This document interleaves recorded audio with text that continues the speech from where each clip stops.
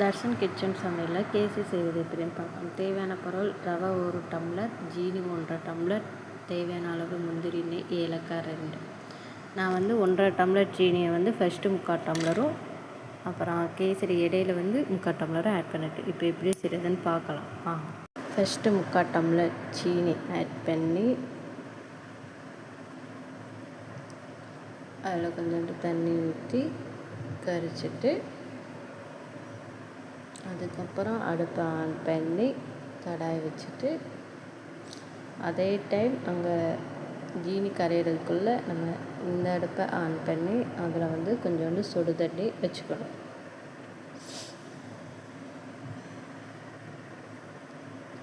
இப்போ சீனி நல்லா கரைஞ்சி வரட்டும். 1 டம்ளர் ரவை நம்ம எடுத்து வச்சுருக்கோம். இப்போது இந்த சீனியெல்லாம் கரைஞ்சி வரும்போது நம்ம 1 டம்ளர் ரவையை ஆட் பண்ணிக்கலாம்.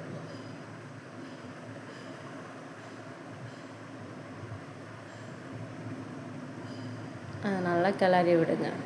கொஞ்சம் கெட்டிப்பட ஆரம்பிக்கும். அப்போ நம்ம என்ன செய்கிறோம், நம்ம சூடு பண்ணி வச்சுக்க தண்ணியை எடுத்து ஆட் பண்ணிகிட்டே இருக்கோம். ஏன்னா நம்ம ரவை உதிரியாக நல்லா நிறையா வரும். நம்ம 1 டம்ளர் போட்டோம்னா அதை விட அதிகமாக தான் வரும். அது எவ்வளோ இதுக்கு இதாகும், நம்ம அளவாக தண்ணி வைக்க முடியாது. அதனால் நம்ம பக்கத்தில் சுடு தண்ணி வச்சுட்டு அதை ஆட் பண்ணிகிட்டே இருக்கணும். ஃபஸ்ட்டு தண்ணியாக இருக்கும், அது வேக வேக வேக வேக கெட்டியான பதத்துக்கு வரும். அப்படியே நம்ம தண்ணி ஊற்றி ஆட் பண்ண நம்ம இப்போ 1 டம்ளர் ரவை தான் போட்டோம். ஆனால் அதுக்கு எவ்வளோ கேசரி மட்டும் வருதுன்னு மட்டும் பாருங்கள்.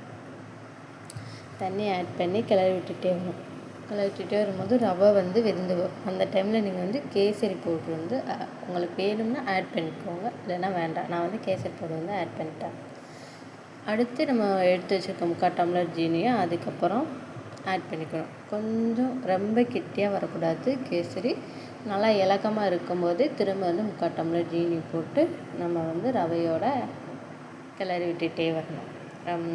ரொம்ப கெட்டிப்படக்கூடாது, கொஞ்சம் இலக்கமாக இருந்தாலே போதுமானது. கிளறி விட்டுகிட்டே வரும்போது நம்ம ஒரு பிஞ்ச் உப்பு போடுறோம். அப்போ இனிப்பு சுவை நம்ம கூட்டி கொடுக்கும்.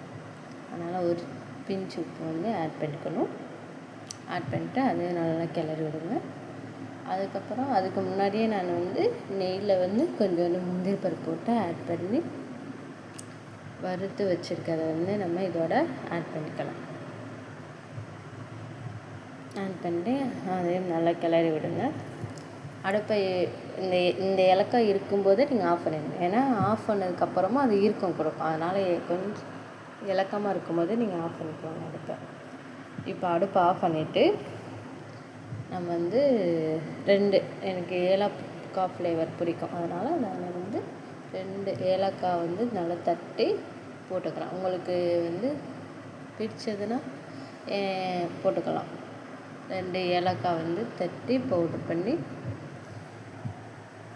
அதோட ஆட் பண்ணிக்கலாம். நல்லா கிளறி விடுங்க. சூடு ஆற ஆற கேசரி கெட்டியாகும். அதனால் இலக்கமாக இருக்கும் போதே நீங்கள் அடுப்பை ஆஃப் பண்ணிடுங்க.